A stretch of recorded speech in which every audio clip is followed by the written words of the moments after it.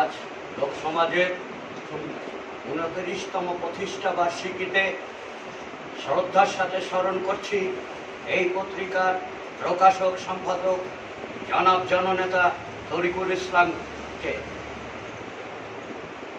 তরিকুল ইসলাম মাটি ও মানুষের নেতা ছিলেন, আর এই মাটি ও মানুষের কথা বলবার জন্যে জাতীয়তাবাদী একটি প্ল্যাটফর্ম তৈরি করেছিলেন, যাতে এদেশের মানুষ বাংলাদেশি জাতীয়তাবাদে উদ্বুদ্ধ হয়ে জানতে পারে, বুঝতে পারে। তাদের এক ঝাঁক তরুণ সাংবাদিকদের নিয়ে শুরু করেছিলেন এর পথ পরিক্রমা।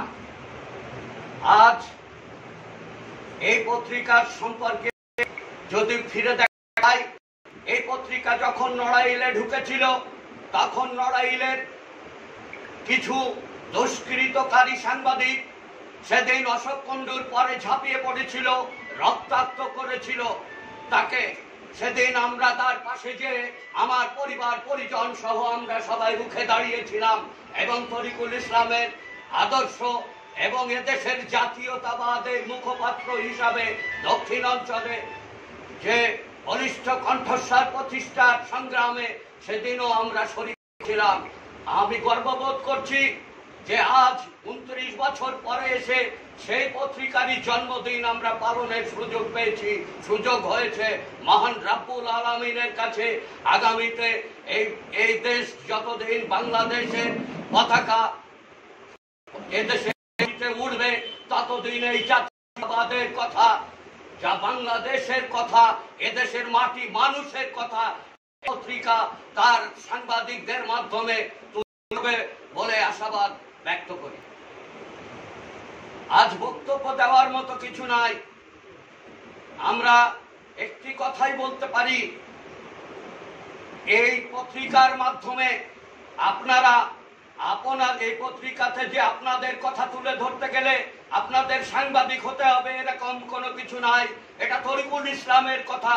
সেদিন প্রতিষ্ঠা বার্ষিকীতে দাঁড়িয়ে তরিকুল ইসলাম বলেছিলেন যে দেশের মানুষ যে তাদের কথা বলবে, তাদের যদি কোনো সত্য ঘটনা হয়, কেউ যদি কোনো এই পত্রিকার দ্বারস্থ হয়, তার সংবাদ পরিবেশন করে উপকৃত, সে যাতে উপকৃত হতে পারে সে ব্যবস্থা সাংবাদিক সেদিকে দৃষ্টি রাখতে বলেছিলেন।